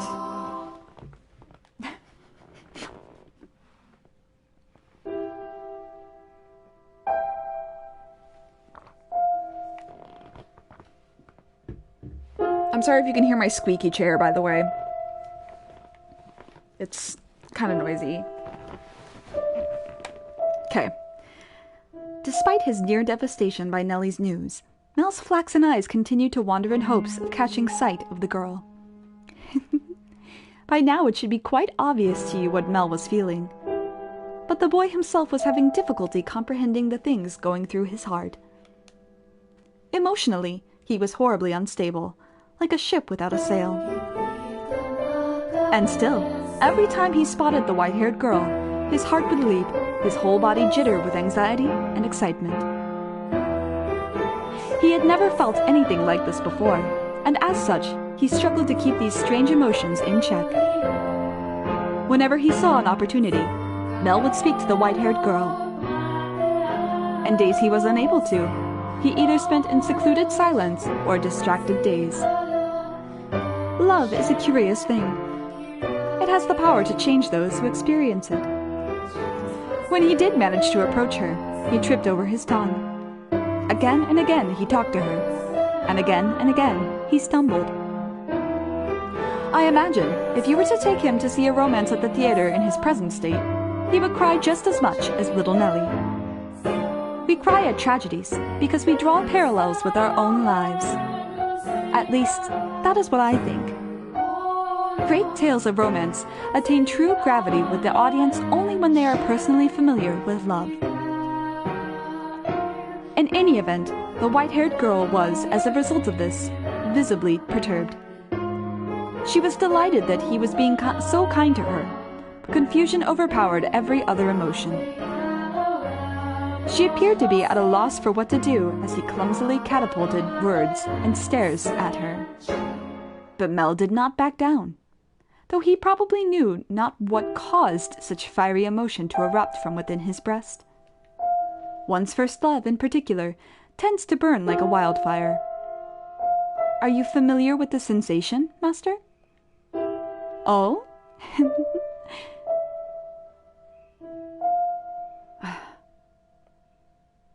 There she is. Is she cleaning? No, it looks like she's reading. It's now or never.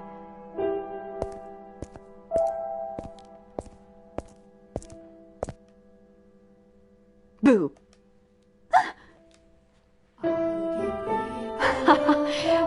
Sorry. I didn't mean to scare you. Yes, you did. You literally just said boo.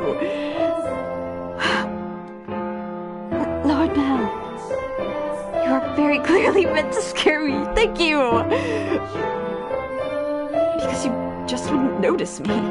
What are you reading? You look pretty engrossed. Oh, I'm sorry. I should have asked for permission. It's fine. No need to apologize. Feel free to read whatever you want, and you're welcome to bring books back to your room if you'd like to spend more time with them. But I was just amazed that the mansion had a library. It must have been a lot of work to collect all these books. There's some pretty old books in here, too. Your grandfather's? Some that he collected, and some even older than that. Take a look at this. I think it's a diary, but it's not from this country. Or this century, for that matter. Maybe a feudal lord. Ha! Here, he's complaining about the quality of the harvest. Can this forsaken land only produce over-sour grapes? Ah, if only the largest of the... Barney? Or maybe Barnier? If only the largest of the Barnier estates were mine instead. The land there is much more suitable to cultivation. There you have it. You can read this, Lord Mel? More or less. I've looked over it several times already, so it wasn't that difficult. Why would such an old book be here? I'm not sure. It and all of this was already here when I moved into the mansion. Have you not lived here your whole life? I was born in our estate. But to me and Nellie, this is more like our home. We moved when I was still young, and we've lived here ever since. Nellie and Mother have both grown quite fond of it. Father, though, often goes back to the house because he doesn't like all the roses. By himself? Yeah, well, sometimes Mother goes with him, but for the most part he goes alone. Suspicious. But don't get me wrong, it's not because they don't get along. In fact, they act more like teenagers in love than grown adults. Almost makes me sick having to watch it. It is a wonderful thing to be so close, no matter how old they may be. True, but still... There are those in the world who cannot be with the ones they care for, as much as they may wish. I'm sorry about that. Oh, that's right, the book. What were you reading? I wasn't exactly reading. I do not enjoy reading lots of text, so I was looking at the pictures. Is that so? You seem very cultured, so I thought you'd be partial to reading. Perhaps you're actually more like Nellie, eschew your studies? Yes. I wouldn't have guessed. But do you like looking at pictures? I do. What else do you like? What? What do you enjoy doing? It can be anything. I enjoy being told stories. Stories? Yes. When I was young, my father would tell me tales. What kinds of stories did you like? There was one about an imprisoned girl. Tell it to me. Let me get a drink of water first.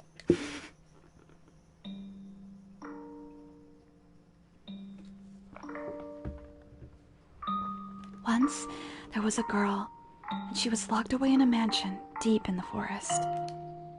A mansion with only one window. But the window sat high upon the wall, far beyond her reach. So it was always very dark inside, unlike this mansion. However, the girl did not like the outside world. There were lots of scary things out there after all. Though she may have been all alone in the mansion, she grew comfortable with the darkness in time, so she had nothing to be afraid of. And then... am I doing a good job? You're doing fine. Keep going. What happens next? Okay. And then, the girl grew up. By then, she had already forgotten why she was locked up, but she was content with the darkness. However, her eyes couldn't help but be drawn to the little bit of light that spilled through the one window.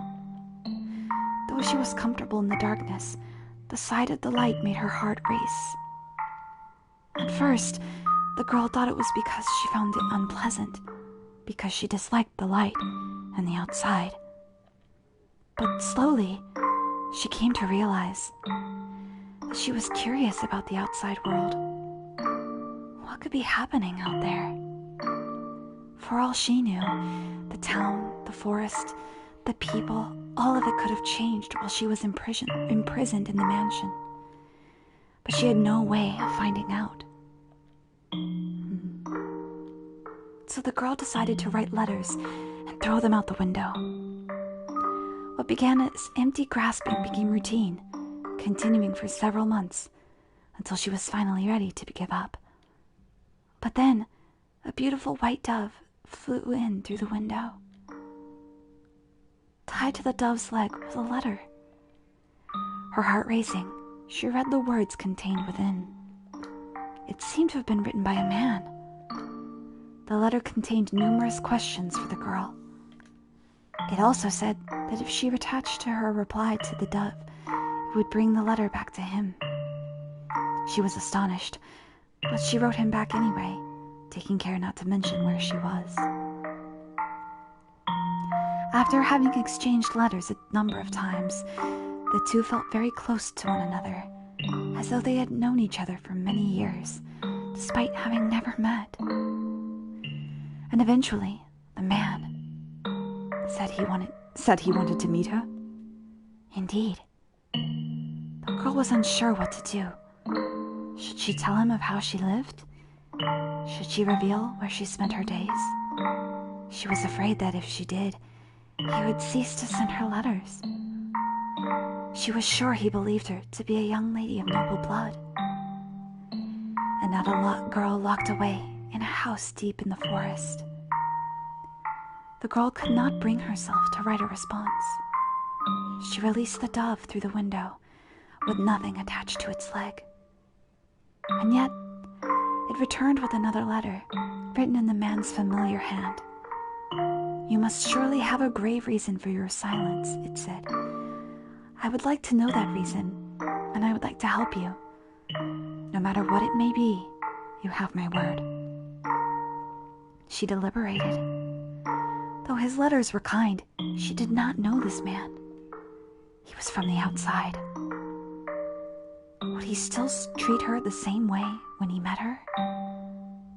And did she even want to step out into the world beyond? What do you think she did? Wrote a letter and agreed to meet him, right? Yes, she did. The girl made up her mind. She would write a letter. As always, when she tied it to the dove's leg, it flew off out the window. And for some time after that, she received no response from the man.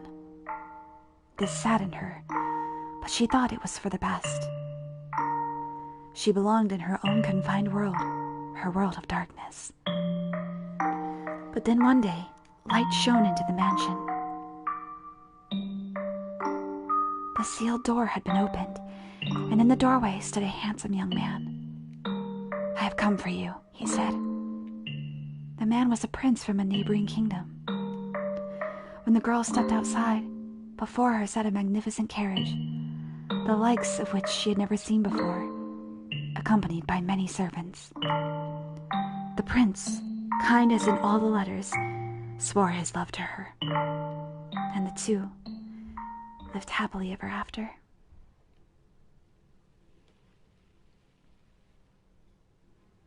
Ah, what a nice story. I'm glad it had a happy ending. A prince. Was there something funny about the story? No, that's not why I was laughing. Do you ever imagine what it would be like if a prince showed up for you? Huh? It doesn't have to be a real prince, even just someone like one. Is that something you dream about? Oh, no. I think I'm perhaps a little too old for that. You think so? Nellie still fantasizes about her prince, and she's 14. I just assumed all girls were the same. Lady Nellie's prince. That's you, Lord Mel, no? What? Is it not?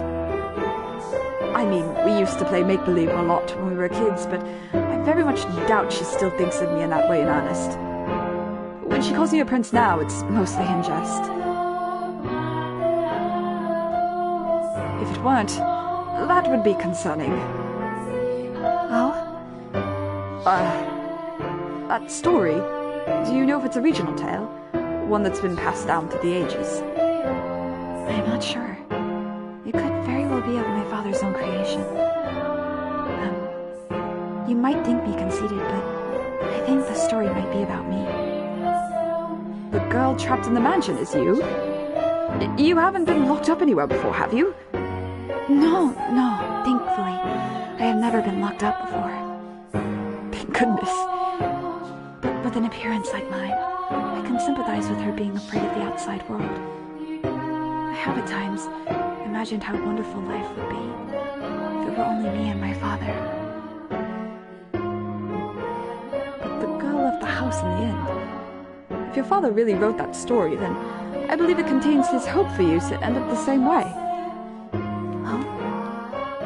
I don't have what it takes to be a real prince and whisk you away, but I can at least pretend.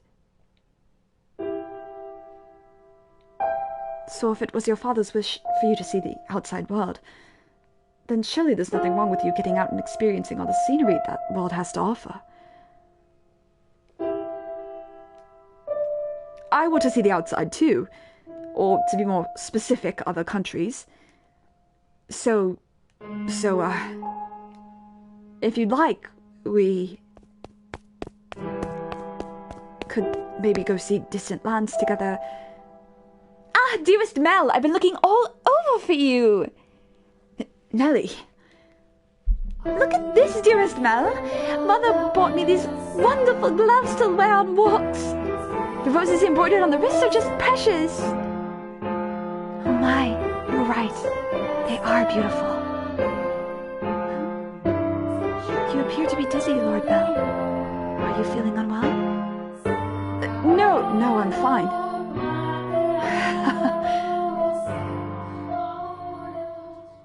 Mel was feeling frustrated at his inability to convey his feelings to her.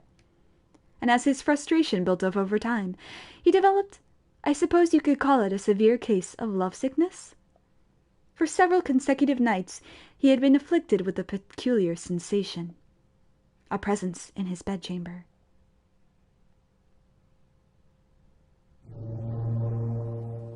Death! Death to the unholy one!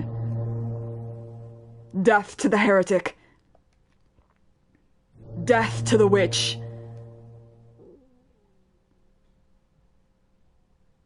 Kill!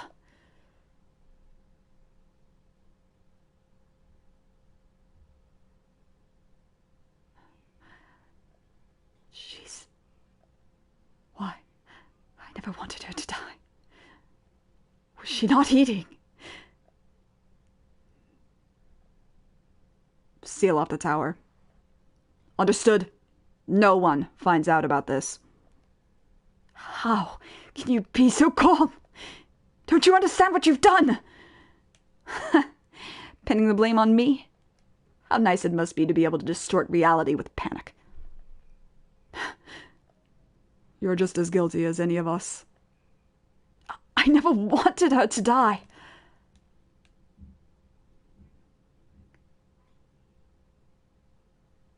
The witch killed her. The blood of the witch killed my...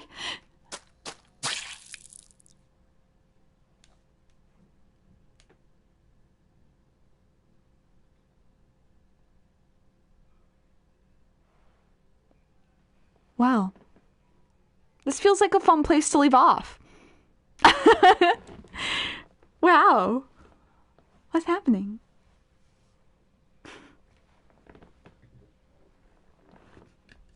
Bad dream. Bad dream. Should we keep going a little bit?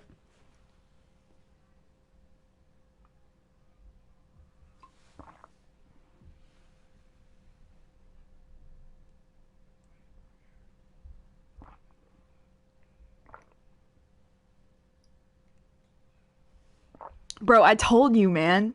I've been saying this for like years now. Like 3 years, which is insane. I'll keep going a little bit more.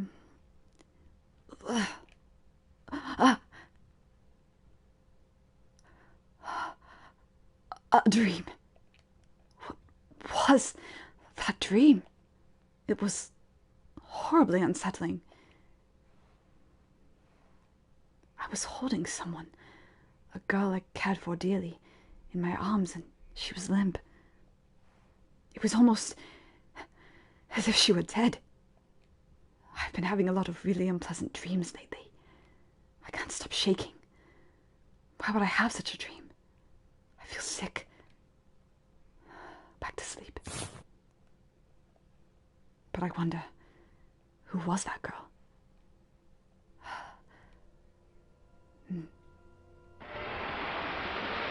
I can sense someone standing beyond my door.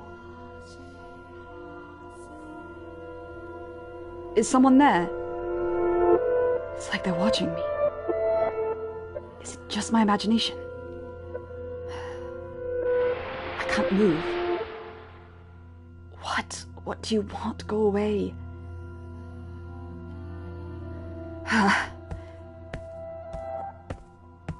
The sound is growing fainter.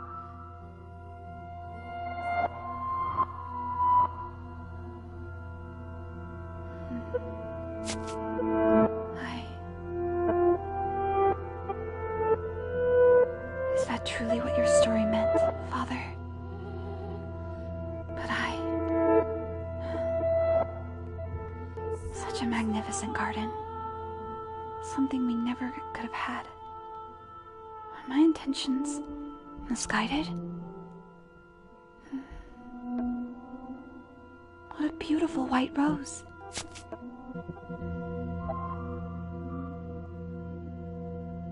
You know, you could have sneaked into his room rather easily then.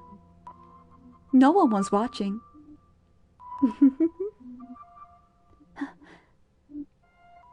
How long have you...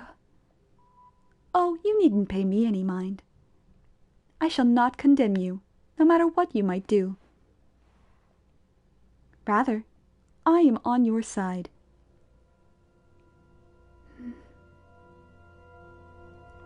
I was not going to do anything. Oh? Is that so? Then perhaps you were out for a late-night stroll. I imagine you have less difficulties going outside at night. I beg your pardon. I will return to the mansion immediately. Oh, yes. That reminds me. It was also the middle of the night when the grocer's servant broke into their safe. News of that spread quite far. I am sure you would have heard about it. Although, was Gamache imprisoned? Dear me, I am having trouble remembering. But worry not. If you wish for it, the mansion shall provide. You are in no danger whatsoever of getting caught.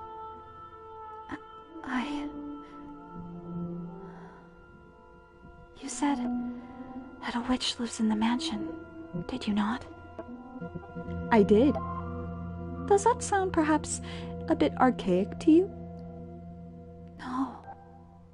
I believe those rumors mocking, which is amusing. I don't have any magical powers. I simply have an unusual appearance. My, what a lovely shade of red. The rose. Is something the matter? This rose was white until I took it in my hand. Is that so? I apologize. I must sound mad. I'm sure I was just mistaken.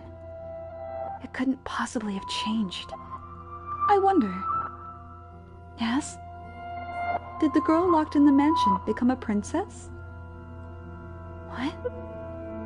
We should lock up and head to bed. Make sure all of the shutters are closed nice and tight, and then draw the bar on the front door.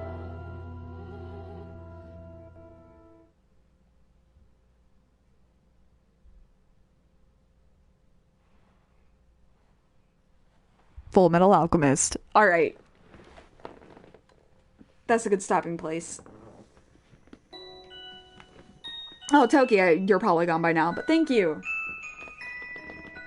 Thank you for tuning in. I'm so glad that I got to share more of this game. Yeah. Next week, same time, same place. I'm gonna mess with my capture stuff again. I don't know what the deal was. It was the fact that I had made an event. It didn't seem to want to be compatible with it for some reason. So maybe I won't be making events. Maybe we do this. This is the thing we do.